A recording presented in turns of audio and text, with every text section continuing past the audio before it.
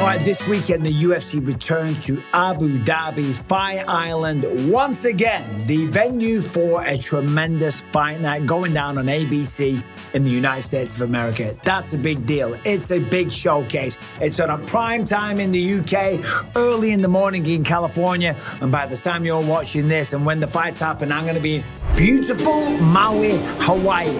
But Cory Sandhagen will be taking on Umar Nurmagomedov. This is going to be a #1 contender matchup. Whoever wins this fight between Cory and Umar, you got to think they get the winner of Sean O'Malley versus Merab Dvalishvili for the bantamweight title. By the way, that was just announced. That's the main event of the Spear. Max Holloway is absolutely destroyed. He's wounded. That's how he feels about not main eventing the Spear at UFC 306. Feel damaged, bro. Should have been us, brother.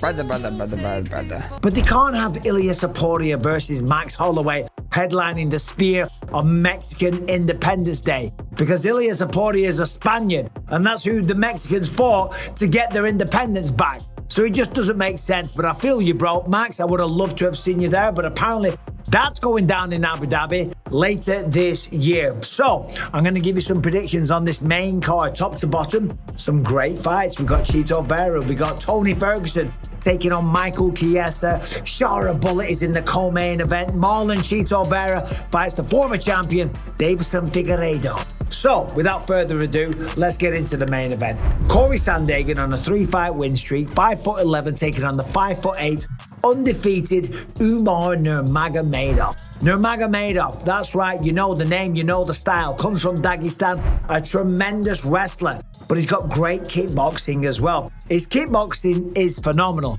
but I don't think he's going to be using this against Cory Sandhagen. Cory is tall, he's long, he's quick, he's versatile, he's well-rounded, he's a student of the game. The man loves to meditate. I incorporate like a decent amount of self-hypnosis type things that I like doing too. He is a true martial artist, and I believe this is going to be a really tough test for Umar Nurmagomedov. Listen, he's going to get a tremendous reception in Abu Dhabi. It's a Muslim country. He, of course, is a Muslim. There's a massive, massive following for them there. 17-0, 2 knockouts, 7 submissions. Last time out, beat Beksat Al-Makan. Before that, Ronnie Barcelos. A beautiful finish in round 1. Nate Maness before that, Brian Keller, Sergey Morozov. The list goes on, but they're the UFC wins. When you look at Cory Sandhagen, last time out, smothered Rob Font over 5 rounds in Nashville, Tennessee. Used his own wrestling there. Before that, San Antonio, Texas, put a beat down on Marlon Vera. It was a great performance over 5 rounds. Marlon Vera didn't really have the best night at the office, but according to this, what I'm looking at here on Wikipedia, it was a split decision. I love Cheeto. He's going to get back to winning ways, I think, this weekend. That wasn't a split decision, though. Anyway, I don't want to shit on Marlon. That's my guy. That's my boy. He's an incredible fighter. The big question with this fight is, can Umar Nurmagomedov take down Cory Sandhagen? Look for ground and pound, look for a submission, of course, but the wrestling's going to be key to winning the fight. Cory's the longer guy. He is very versatile, as I said, and he's a devastating striker. Lots of spinning attacks, flying knees, and a ridiculously high fight IQ.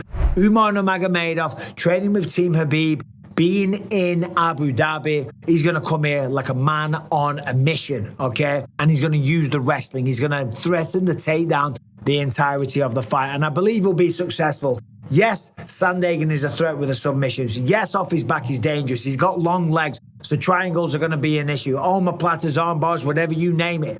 Cory Sandhagen's a real threat, but I believe Umar Nurmagomedov, even though this is a step up in competition, I've got Umar Nurmagomedov by decision, although I'm not overly confident on that pick. Moving on, Sharabutdin taking on Michał Oleksiejczuk. Sharabutdin last time out, Saudi Arabia, once again getting the job done with the striking. The man is phenomenal. The way that he moves around, the speed of the kicks, the kickboxing ability that he has in general is really beautiful to watch. Last time out against Antonio Trocoli in Saudi Arabia, got the knockout in round 3. A flying knee, followed it up with some punches. Before that, he went to a decision with Bruno Silva. He was out-grappled a little bit, but in this one against Michał Oleksiejczuk, there ain't going to be much grappling. Michał Oleksiejczuk, coming from Poland, great boxer, very, very dangerous with the hands. A little reckless, but that's what makes him so much fun to watch. And that's why this fight's probably in the co-main event. If it hits the ground, I don't think he's a submission threat. In fact, his last 2 fights he lost by a submission to Kevin Holland early in round 1 and Michał Pereira also in round 1. But before that, on the feet against Chiesa Kawani, a very tall, lanky, strong, devastating Thai boxer, he knocked him out. Round 1, 4 minutes 16. Before that, lost to Kyle Bohayo, and up and down he goes. But he was on a win streak, knocked out Cody Brundage, knocked out Sam Alvey. Will he knock out Sharabutdin? I don't believe so. I do enjoy watching Michał Oleksiejczuk because he rips to the body well. He really commits to the shot, sets it up to the body, comes up left up, right hand. A little reckless, a little emotional in the style that he fights. Sharabutdin likes to move around the octagon, use all of that space and use those kicks. He is so fast, and I think Sharabutdin once again will get the job done. So let's go, my one-eyed brother. Before that, the return. Marlon Chito Vera going up against Deiveson Figueiredo. Ain't no easy fights for Marlon Chito Vera. I'm telling you right now. Fair play to this man. Last time out against Sugar Sean O'Malley, we saw what happened, okay? He took quite a beating. It was a great night for Sean O'Malley. That knee to the face that he took, some of the punches that he took. But Chito Vera has got a ridiculous chin. The amount of damage that he can absorb and still continue to fight is ridiculous. And remember, a body shot right at the end of round 5 kind of hurt Sean O'Malley. And he was coming on and having his best round in round 5, even though he'd taken quite a beating. But you don't want to be known for that. You don't want to be known for taking damage. He's not. He's known for giving damage as well. Just ask Dominic Cruz, a brutal head kick in round 4. Also front kicked Frankie Edgar in the face. He's beaten great fighters like Rob Font. He's a good striker. He's got great jiu-jitsu, okay wrestling. But against Deiveson Figueiredo, he's going to have to be careful because he is known for being a late starter. And this is only a 3-round fight. Now, he works with Jason Perillo, my old coach. I know for a fact. In fact, there's an interview on this channel if you want to see it. He talked about addressing the problem with the slow start. I didn't want to fight. I got to do something different. So maybe in this fight, you will see me throw more. He can't do that against Deiveson Figueiredo. Figueiredo, the former champion, absolute dynamite in his hands. Last time out against Cody Garbrandt at UFC 300, got a second round submission. So Chida's got to avoid the ground. He's also got to avoid the power of Deiveson Figueiredo. He's a little nasty gremlin. He really commits to his shots. He's got gigantic hands for the tiny body, and he bloody swings, right? He's got great jiu-jitsu as well.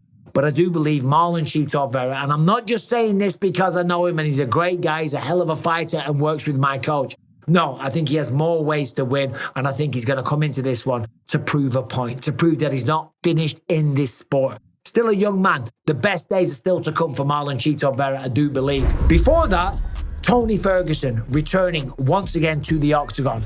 No matter what you think of Tony Ferguson and the fact that he's lost 6 fights, you still have the confidence that you can do this. If you were just an average bloke and you were down the pub and you wanted to fight someone and you got beat to shit, people would think you were crazy. But then if you came back in the pub a week later and tried to have a go at someone else and you got battered again, people would think you were out of your mind. Imagine if you just kept coming back week after week trying to fight people and getting beaten and knocked out and submitted. People would think you were absolutely batshit crazy. But you love to fight. That's what Tony Ferguson's doing here. And he's not just taking on blokes down the pub. He's taking on some of the best fighters in the world. Michael Chiesa is no joke. And he's absolutely gigantic. He's by far going to be the bigger guy. Tony Ferguson lost to Paddy Pimblett, Bobby Green, Nate Diaz, Michael Chandler, Beneil Dariush, Charles Oliveira, and Justin Gaethje. They are all top of the food chain guys. All right, maybe Paddy Pimblett and Bobby Green aren't on the same level as Beneil Dariush, Charles Oliveira, or Justin Gaethje, but they're still tremendous fighters. Look at what Paddy Pimblett just did to Bobby Green in round 1. An absolute jiu-jitsu masterclass, but he couldn't finish Tony Ferguson. Michael Chiesa on the flip side, he's not in the best form right now either. I like Michael, he's a tremendous guy, and he's absolutely massive for the weight class. 6'1", thick guy, he ain't no skinny, lanky beanpole. He's by far going to be the bigger guy, probably the stronger guy. He's got great wrestling, but he's also lost his last 3.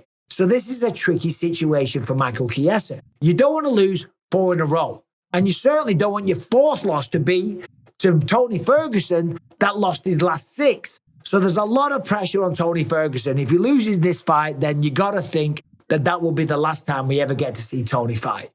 But if Michael Chiesa loses to Tony Ferguson, who's lost 6, as I said, not a good look for him. Now let's go through the losses. Kevin Holland, Bravo choke, no shame.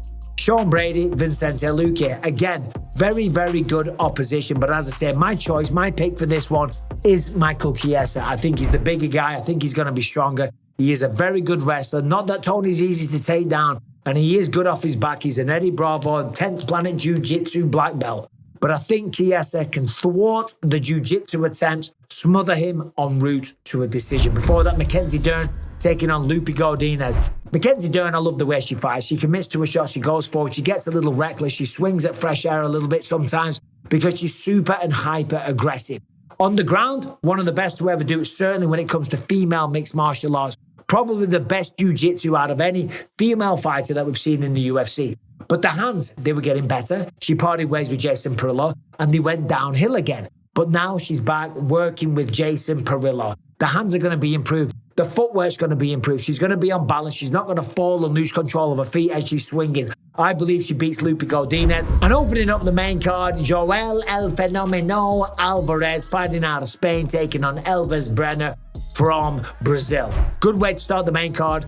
Joel Alvarez, this man's good. He's absolutely gigantic for the weight class. 6'2" at lightweight. He's a big boy and he knows how to use it. Beautiful striking, very, very dangerous off his back. Joel Alvarez currently has a record of 20 wins, 3 losses, with 20 finishes. Every time Joel Alvarez has fought and he's won, which is most of the time, 20 out of 23, pretty good. He's finished them. 3 knockouts, 17 submissions, super dangerous off his back, and of course on the feet. He knows what he's doing. He's tall, he's long, and he knows how to use his length. I think he beats Elves Brener, and I do believe it will be another finish, more than likely by way of submission. And even though I'm in Hawaii, even though I'm on holiday, you know I'll be watching these fights, whether I'm sitting at a bar, sitting on the beach. I'll have the phone in my hand. I'll be enjoying the fights just like one of you guys. I'm a fan of this sport, first and foremost. I absolutely love it. Should we whinging? Should we nagging? Should we giving me shit? Should we say, for crying out loud, Michael, can you just take a bloody day off and just spend some time with the family? Callum's coming with us as well. We'll be sitting down, enjoying the fights, and I'll probably do an instant reaction after the fight, live from the beach. Anyway, they're my predictions. What do you think? Subscribe, ring the bell. See you soon.